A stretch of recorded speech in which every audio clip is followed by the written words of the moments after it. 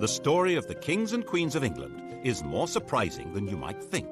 It's a fine drama, 1,000 years of tales of lust and betrayal, of heroism and cruelty, of mysteries, murders, tragedies, and triumphs.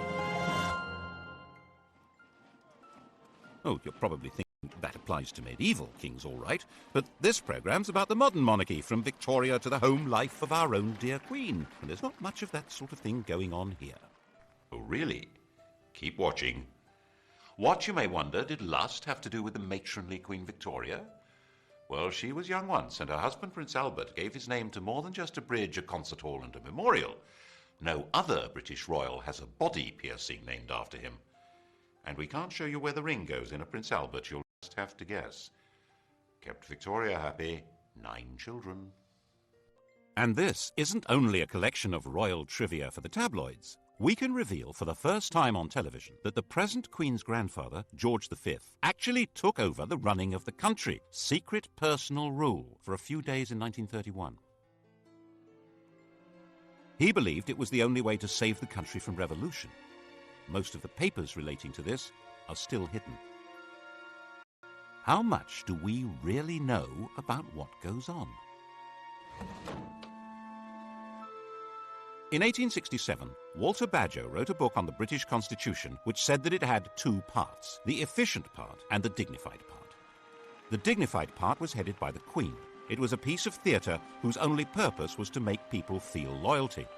The actual power was entirely held by the efficient part, which he said was a secret committee called the Cabinet. Everyone believed Badger's book. The government encouraged people to believe it. So did the royal family, then and now. Well, they would, wouldn't they? The truth has been rather different. Obviously, when the 18-year-old Victoria came to the throne in 1837, she wasn't in much of a position to try to run the country. She'd had a rather odd upbringing. Her father had been a brother of George IV and William IV, but he'd died when she was a baby. Her mother was a straight-laced German princess who was determined that her daughter should not be part of the disreputable life of the court, or murdered, as her mother thought possible, by one of her terrible uncles who wanted the throne himself. She was brought up in isolation in Kensington Palace, which in those days was rather cut off from London. Her main interest on becoming queen was to finally cut free of her mother, and hopelessly, utterly in love with her first cousin, the 20-year-old younger son of the Duke of Saxe-Coburg-Gotha. He's excessively handsome. Such beautiful eyes. My heart is quite going. He certainly tried hard to look good. That notorious ring piercing, if it did exist, no one can be quite sure, was attached to a chain to assist in smoothing the line of his breeches. They married in 1840. She wasn't hugely popular at the time. Headstrong, willful. She actually blocked a change of government because it would have upset her domestic arrangements. The Prime Minister, Lord Melbourne, had given her the wives and daughters of his own supporters as the ladies of her bedchamber. When his Whig government fell and Robert Peel came to power, Peel insisted that the Queen should replace at least some of the ladies so that the court wasn't a complete one-party state. Victoria refused. Peel felt forced to resign, and Melbourne came briefly back to power. People didn't like what she was doing, they didn't like her, and they didn't like the stiff German, Prince Albert. Peel came back to power and refused to grant him much more than half the allowance Victoria demanded, saying that people were very hard up, which they were. The position of the throne seemed pretty shaky. It didn't seem likely that this would become the most secure and richest monarchy in the world. How did that happen? When Victoria came to the throne, all she had as her own was the revenue of the Duchy of Lancaster, £27,000 a year. The Sunday Times Rich List for 1990 showed Elizabeth II as being worth £6.7 billion. That's nearly 10 billion in today's money. The richest person in the land by a huge margin. It's true that the latest Rich List shows her being worth a mere 250 million. Has she lost 97% of her money on the horses? Did she give it all away to charity? No. The latest figure is a guess, based on an instruction to the Sunday Times not to count anything she holds on trust for the nation. Obviously, she can't sell the crown jewels and pocket the proceeds, but actually, most rich people hold much of their wealth in trust, yet it's still treated as theirs, because they have the use of it. The royal move into profit began when Albert took charge of the royal finances. He wasn't allowed to be king. There was deep suspicion of him. But Victoria let him manage her affairs, and he did an astonishing job of it.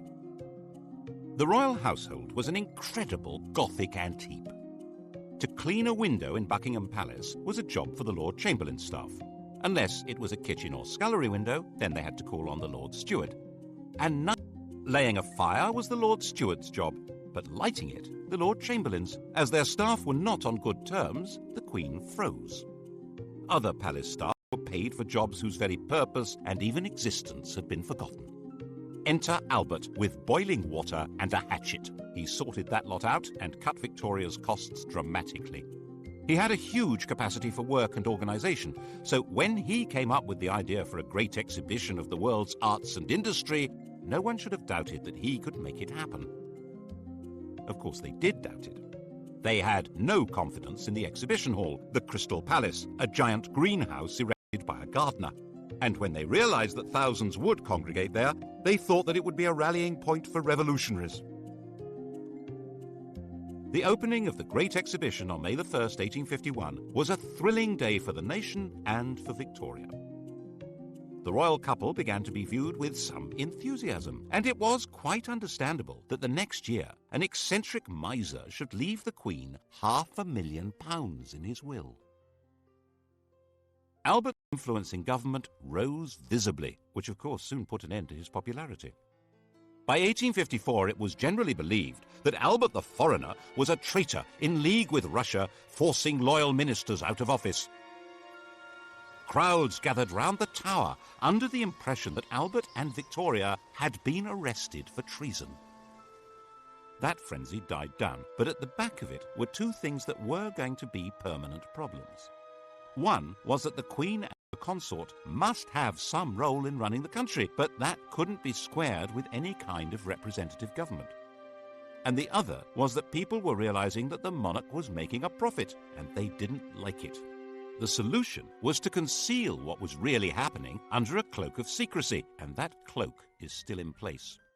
When I was researching a book on the most sensitive part of this story, I needed to see some papers that should have been released by the Ministry of Defence.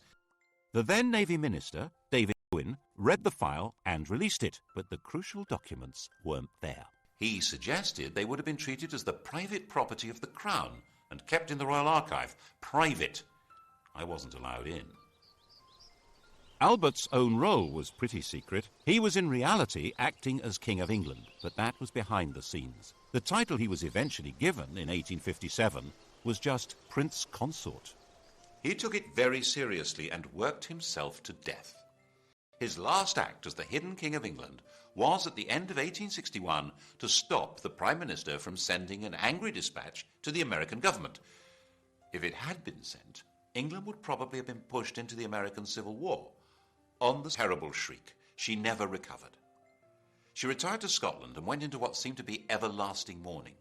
She and Albert had built a number of retreats for themselves, Osborne on the Isle of Wight, Sandringham in Norfolk, and her favourite Balmoral.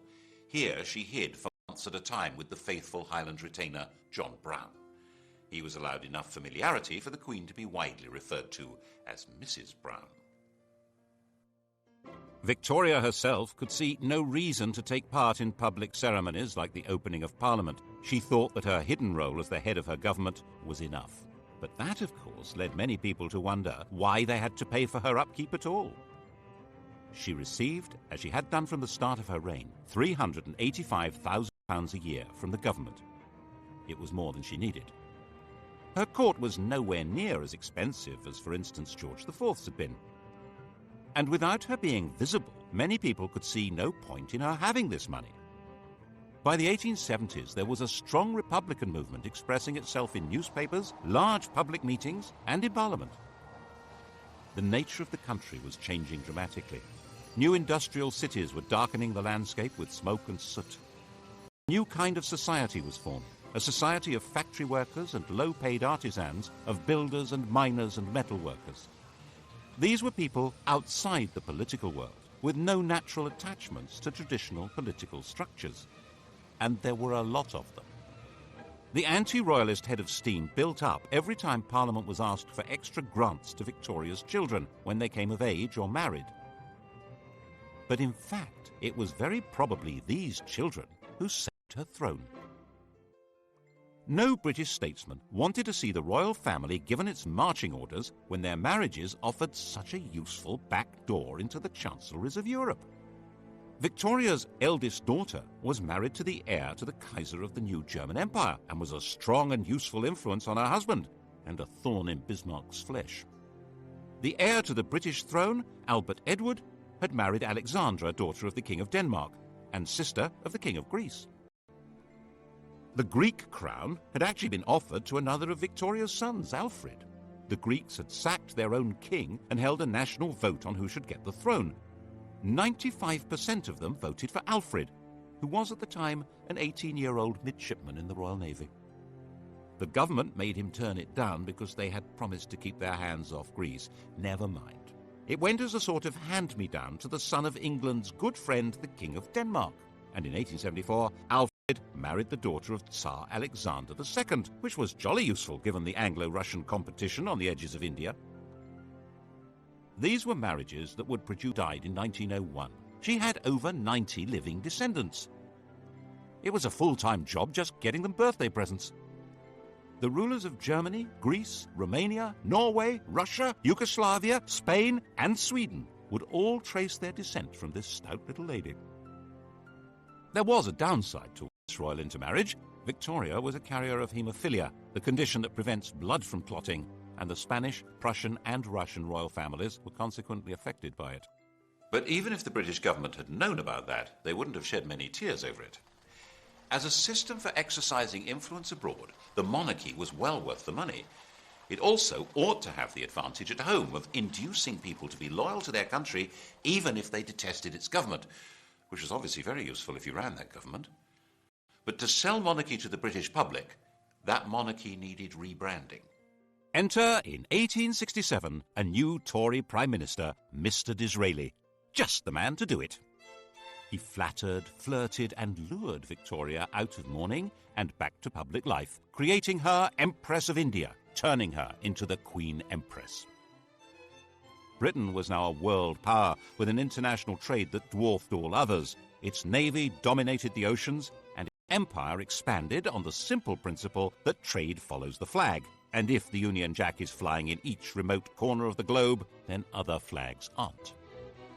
The problem was for a small country with a very small army to rule ever more of the Earth's surface. That rule couldn't be maintained by force. It required the consent of the governed. And the grand theatricality of Disraeli's Victorian imperialism invited people throughout the empire to take pride in being subjects, not of a bunch of industrialists and politicians, but of a prim and matronly great sovereign. Victoria became the logo of the British Empire. Her portrait spread all over the world, thanks especially to the introduction of postage stamps. Her statue would appear in virtually every ambitious town and city of the British Empire. And where there was no statue, there would certainly be a Victoria Street, or Victoria Park, or Victoria something. The whole process came to a glorious climax in her Golden Jubilee of 1887. The great processions in London of representatives of her dominions were followed by an eruption of ugly public halls, clock towers, fountains and statues, disfiguring public spaces over about a quarter of the planet. By the time Victoria died, hardly anyone even remembered that her throne had once seemed endangered. And she'd reigned so long, 64 years, that hardly anyone could even remember any other sovereign. Her death in 1901, 22 days into the new century. Now, Britons would leave the 19th century without the security of the great mother hen.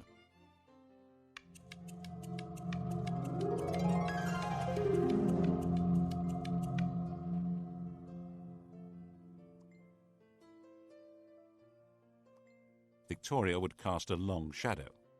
Elizabeth II, coming to the throne 51 years later, would be the first of her successors who had no personal memory of her. Her oldest son, Albert Edward, the new King Edward VII, was already 59 years old. The funeral of the Queen Empress and Edward's coronation involved a huge invention of traditions and ceremonies. And in this atmosphere, it's not surprising that Edward was granted an annual allowance even greater than Victoria's. A few voices said that it was unnecessary for the king to have as big an income as Andrew Carnegie, the Bill Gates of his day, but no one took much notice. Edward had been given a miserable and oppressive childhood. Victoria had measured him by the impossible yardstick of her hero worship of the perfect man, his father. Naturally, young Bertie had rebelled. Of course, his first visit to a prostitute shocked his parents deeply. It happened to be followed by Albert's fatal illness, which Victoria had inevitably blamed on her wicked son. She had arranged marriage shortly afterwards in the hope that domestic discipline would rein him in. Princess Alex of Denmark was beautiful, but she was also deaf and dull company. With nothing much else to do, Bertie had become the living epitome of the life of the Belle Époque, a life of champagne drinking, cigar smoking, horse racing, gambling and entertaining showgirls and pretty married ladies. He was naturally drawn to the company of outsiders, not just shady characters, but Jews and Catholics, bankers and foreigners, and he was outspokenly outraged by the casual racism of the empire. Because a man has a black face and a different religion than our own, there is no reason why he should be treated as a brute. He sat on a commission on working-class housing and even invited a member of the working class to stay at Sandringham. Admittedly, the man in question was an MP and a fellow member of the commission, and he had to eat in his bedroom because he didn't have the right clothes to come down to dinner. But still... By the time Edward came to the throne, he was a big, fat old man with a social conscience and a comforting mistress, Alice Keppel, who understood him perfectly. Edward saw himself as something like a nursery rhyme monarch, magnificent and jolly, caring and helpful. In 1903, completely ignoring his government, he went to France and started negotiations for a treaty that would become the Entente Cordiale, isolating Germany. He detested, which guaranteed that if Germany attacked France, Britain would go to war. So that's what happened in 1914. He determinedly resisted any increase in democracy in Britain and was a firm opponent of votes for women. The crunch over his reactionary views came when Lloyd George planned to introduce old age pensions in 1909. To raise the cash, there would have to be new taxes on income. The Tory majority in the House of Lords voted down what was called the People's Budget, and when the Liberal government drew up legislation to take that power away from the Lords, they voted that down too, obviously. So the Prime Minister told the King he needed to create about 250 new peers to swing the vote. Edward was not enthusiastic. Would he actually defy the government? In May 1910, in the middle of the battle, he died. In 1910, Edward's 44-year-old son George inherited the throne.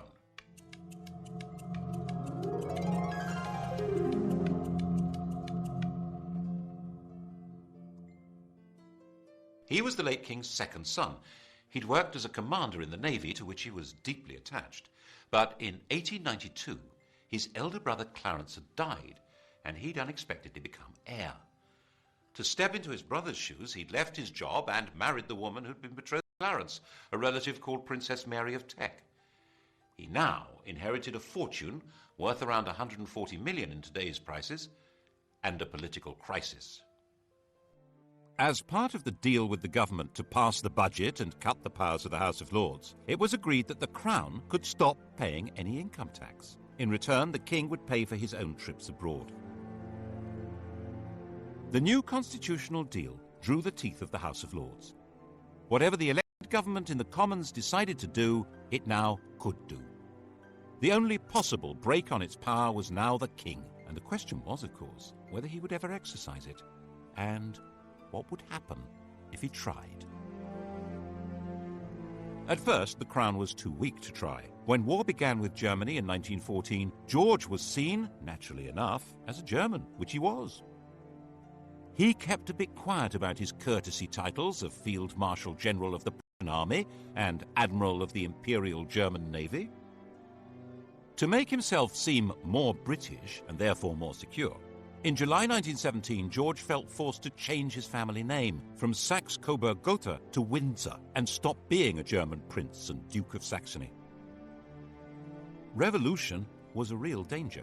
Cousin Nicky, the Tsar of Russia, was deposed in February 1917, agreed to it. But King George was terrified of being associated with a man now labelled tyrant by revolutionaries, so he forced the government to withdraw the offer. The Bolsheviks took over Russia in October, and Nicholas and his family were slaughtered.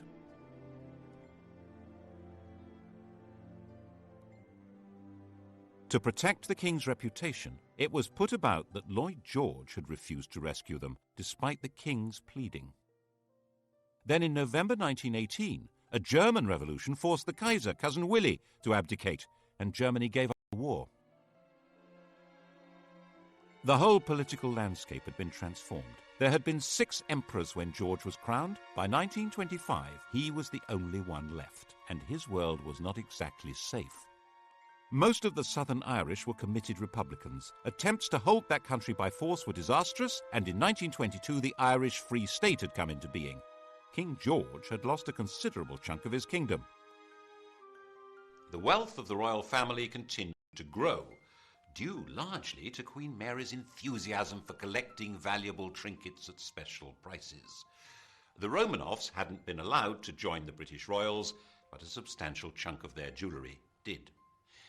People began hiding their treasures if the Queen was coming to call, as she would hint strongly that she expected to be given them, and sometimes take them anyway, so that embarrassed aides had to quietly return them later. In 1924, Ramsay MacDonald became Britain's first Labour Prime Minister. The old political establishment had been given a kicking. No one knew where this might lead. And then came the Wall Street crash of 1929 and financial disaster.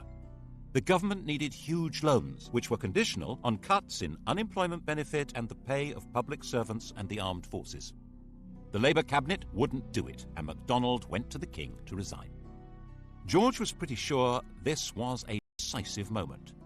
If these harsh policies were forced through by conservatives, class war would probably break out. Everything, including himself, might very well be swept away.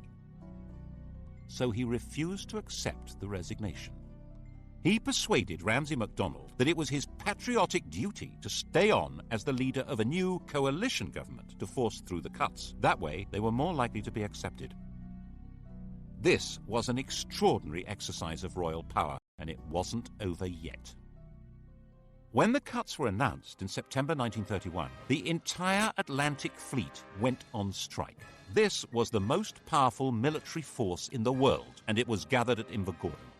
There was total panic in the Admiralty. Mutiny! The intelligence service, all the disaffected, including the police, on the way. The financial markets went into a tailspin, and the Bank of England was forced to stop exchanging pounds for gold, going the gold standard. The Admiralty drew up plans to bombard the mutinous fleet from the land and sink its own ships. And the king decided he had to save the navy and the country. He knew sailors. They weren't revolutionaries. They just needed to be spoken to in the right way. In complete secrecy, he took control, appointing a retired admiral to deal with the situation. Admiral John Kelly was not appointed by the government or the Admiralty and was instructed not to report to them, but directly to King George. He offered the sailors a deal. If they sailed back to their home ports, the king would see to it that their grievances were taken seriously and they would not be punished. It was a sensible approach, and it worked. But all evidence of the king's role and Kelly's appointment was hidden. We're not supposed to know what power royalty can wield. Of course, the bit about mutineers not being punished was a lie. Once the danger was past, the leaders were identified and quietly removed.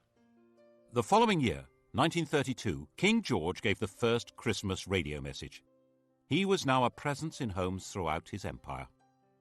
The empire had changed its form, of course, and in 1931 the dominions, the white bits of the empire, Canada, Australia and so on, had become legally independent of Westminster. They were the Commonwealth, and the sovereign was its institutional core. As part of his programme to make the monarchy seem British, and so he hoped more secure, he decreed that his children need not marry partners of royal descent. This would indeed transform the position of the monarchy. But but not in the way he expected. In 1936, when George was 70 and dying, his doctor, Lord Dawson, decided to ensure that the death would not be reported first in the vulgar evening papers. You've heard of Lord Dawson of Penn. He's killed any number of men, and that's why we sing, "Oh God, save the King," from Bertrand, Lord Dawson of Penn.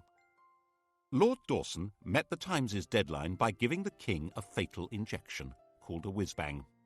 George was told he would soon be convalescing in Bognor. His last words were, "Bugger Bognor." The Times was told he'd said, "How is the Empire?"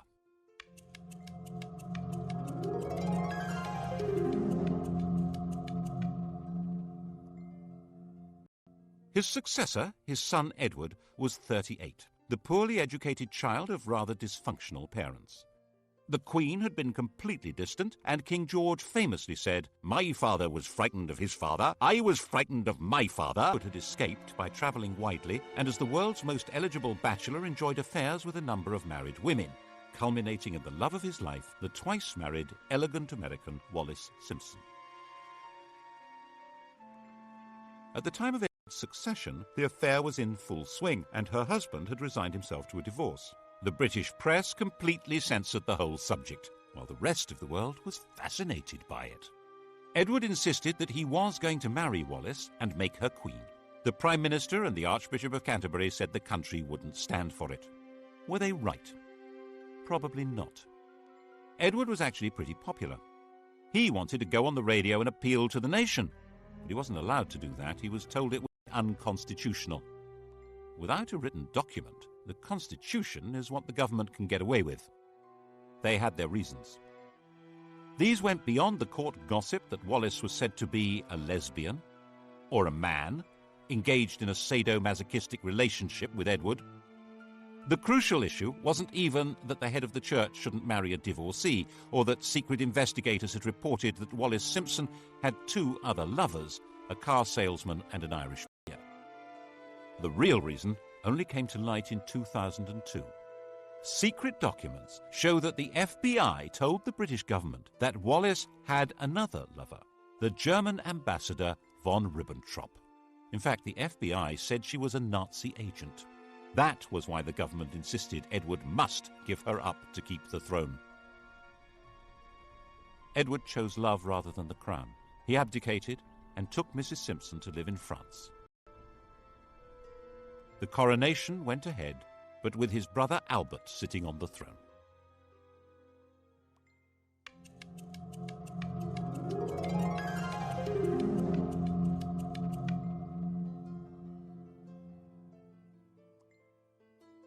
Albert was crowned as King George VI.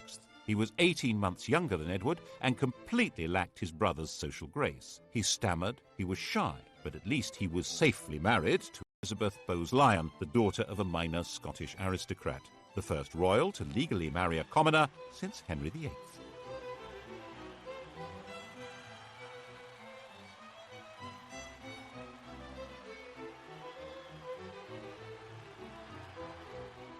George didn't have much in the way of winning ways, but his wife, enraged at what Edward had done, was determined to help him through. She arranged speech therapy to cure his stutter. But when war with Germany began in 1939, they were not seen as a rallying point for patriotic fervour, especially as they had publicly supported Neville Chamberlain's appeasement of Hitler. George VI and Queen Elizabeth, that's the woman we remember as Elizabeth the Queen Mother, refused to allow themselves any doubt as to the outcome of the Second World War. When Buckingham Palace was bombed, the Queen said she was glad. It meant she could look the East End in the face. At least it meant the royal couple wouldn't be booed anymore when they visited other people's bombed-out homes. Actually, while they spent their days in London, they retreated for the night to Windsor, which was considerably safer. Nevertheless, they did have one really narrow escape. As the war went on, the royal couple became more and more identified with Churchill as the spirit of Britain, dogged in their determination to see Nazism defeated. When the victory celebrations came in 1945, it seemed natural that they should revolve around Buckingham Palace. By the time of his premature death from smoking in 1952, this shy country gentleman and his queen had gone a very long way to restoring the monarchy to its central place in British life. It had vanished virtually everywhere else. There had been 16 monarchies on the continent of Europe when Victoria died. Now there was only Sweden. Monarchs were restored to Belgium, Holland, Norway and Denmark, but as a pale shadow of the old European royalty.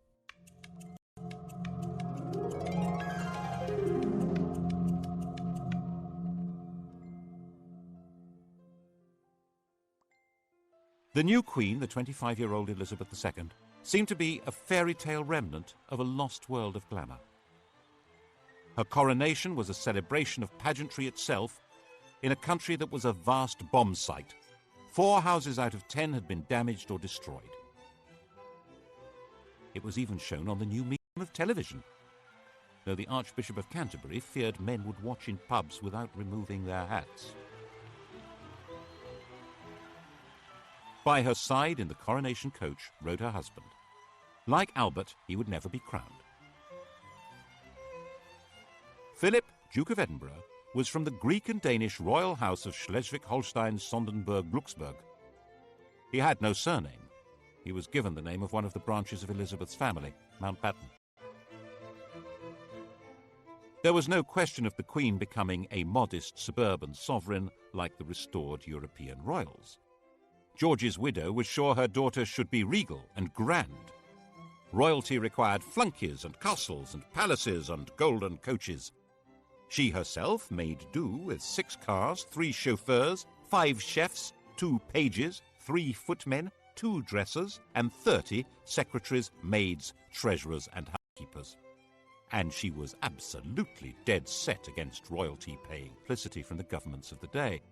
In 1947, when Labour came to power, amid all the nationalisations and the class war declarations of "we are the masters now," had come an agreement that the government would take over the cost of running Buckingham Palace. Now the Conservatives said the government would take over the cost of the royal train and royal visits abroad, and freed the Queen from paying tax on property, apart from rates on Sandringham and Balmoral. In Edward Heath's time as Prime Minister, it was officially stated for the first time that the Queen pays no tax. In 1973, she was exempted from the new Companies Bill that could force shareholders to identify themselves even if they hid behind the names of nominees.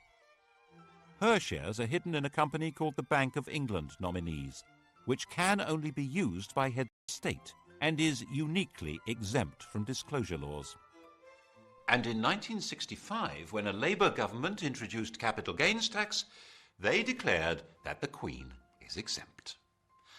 Under these arrangements, immense and unknowable riches were built up. She has, for example, 600 works by Leonardo da Vinci. We're told these riches are not really hers because she's not free to sell them. But most of the royal collection is never publicly displayed. Why? Whose interest is being served? It obviously means the monarchy can put on a heck of a show that goes far beyond their demand on the public purse, and they don't need to run the risk of asking us to fund the whole thing from taxes. We each contribute 61 pence a year at the last count. That money, just over £36 million, is not enough to put on the grand regal show which the British monarchy seems to be about. Certainly, for a very long time it was simply not permitted to suggest that the monarchy should be anything less than grand. In 1957, Lord Altrincham wrote an article arguing for a modernised monarchy. He called the court complacent and out of touch, said the Queen was a priggish schoolgirl, and said that the monarchy should not be, as it was, intimately associated with the upper classes. Wow! The Duke of Argyll said that he should be hanged, drawn and quartered, and the BBC immediately dropped him from any questions. In fact, Altrincham had got it wrong. Lavish splendour was just what most of the public wanted from their monarchy. They would have despised a queen on a bicycle. They wanted to be deferential. They probably still do. And there were 20 more years of this kind of thing to come. In 1977, the year of the Queen's Jubilee, the Sex Pistols' anthem "God Save the Queen and Her Fascist Regime" was banned from being broadcast, even when it outsold all other records. The imperial title had already disappeared in the days of George VI, when India and Pakistan became independent. The empire became the Commonwealth, and of the 58 past and present members of that vague organisation, only 16 have Elizabeth as their head of state, and falling. Why did it matter so much to protect and sustain royalty? Partly, perhaps, it's more to do with the Queen herself than the institution of monarchy. Elizabeth I, Victoria, Elizabeth II, the rule of elderly matriarchs seems to be particularly proper to the English. And it may provide important social glue. As the population of Britain became more heterogeneous, with substantial immigration from Commonwealth countries by people who feel excluded from political life and often from the legitimate economy, perhaps there was a hope that the Queen would be a focus of patriotic attachment. After all, she's the linchpin of the Commonwealth, its graciously enthusiastic figurehead. And promoting the image of a glamorous and golden royalty above and outside politics that is synonymous with Britain may be a very useful way of creating legitimacy for a state that might otherwise look rather shabby. The last great moment of this Mrs. Camilla Parker Bowles, Alice Keppel's great-granddaughter. Diana said that on the honeymoon he was more interested in reading 8 books by Laurens van der Post than in her, and he wore Charles Camilla cufflinks. And when she became distressed, she felt strongly that the royal family turned against her. In 1992, it all blew apart in what the Queen called her annus horribilis. Her second son, Andrew, separated from his wife Sarah Ferguson, who was pictured topless being kissed by her financial advisor. Her daughter, Princess Anne, divorced Captain Mark Phillips. Charles and Diana split up, with spectacular accusations being made in the press and on television. And Windsor Castle caught fire. That was when the ground really began to shift. At least when it was explained that the £40 million repair bill would be paid by the public. There was a huge collective breath of, "No, it won't." And so the Queen decided it would be much the wisest thing to offer to pay 70% of the cost. She opened up some of her homes to the public to raise the cash. There was still astonishingly little direct criticism of the Queen. In an age when television and the press have the power to pull down anyone, the Queen and her mother were treated with respect, even devotion. But the rest of the royal family had become fair game and were subjected to a ferocious assault of public humiliation. Why did we support the royal family and all their wealth? Why were we giving them all this money? The press pack was baying at their heels and refund the parliamentary allowances received by other members of the royal family. But things didn't get any better.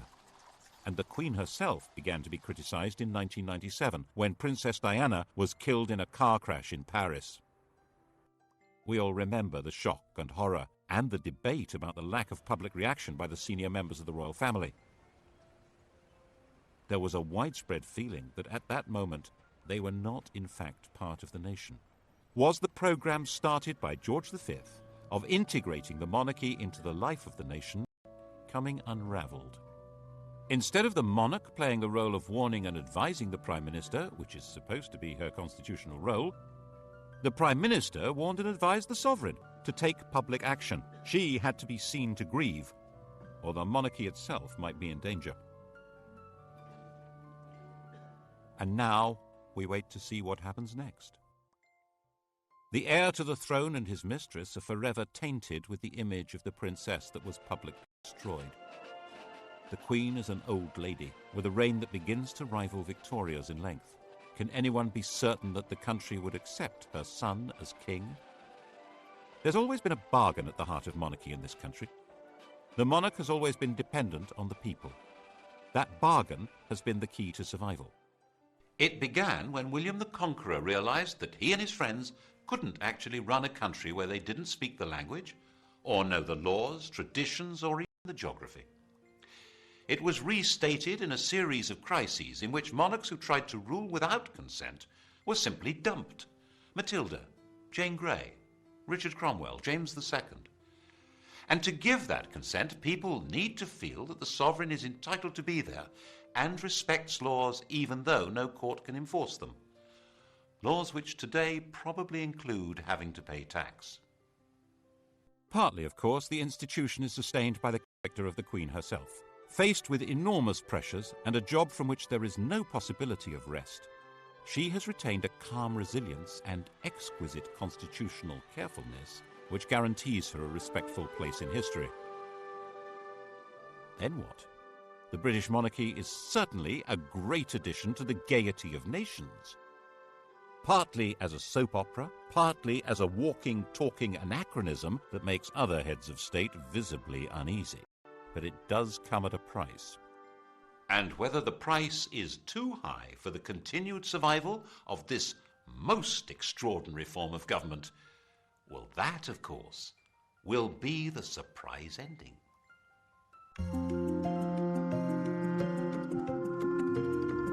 Hollywood's top 10 sites, that's tonight from 6.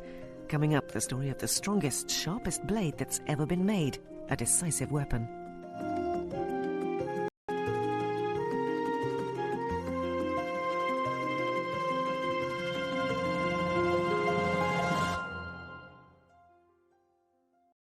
Peel felt forced to resign, and Melbourne came briefly back to power. People didn't like what she was doing, they didn't like her, and they didn't like the stiff German, Prince Albert. Peel came back to power and refused to grant him much more than half the allowance Victoria demanded, saying that people were very hard up, which they were. The position of the throne seemed pretty shaky. It didn't seem likely that this would become the most secure and richest monarchy in the world. How did that happen? When Victoria came to the throne, all she had as her own was the revenue of the Duchy of Lancaster, £27,000 a year. The Sunday Times Rich List for 1990 showed Elizabeth II as being worth £6.7 billion. That's nearly 10 billion in today's money. The richest person in the land by a huge margin. It's true that the latest Rich List shows her being worth a mere 250 million. Has she lost 97% of her money on the horses? Did she give it all away to charity? No.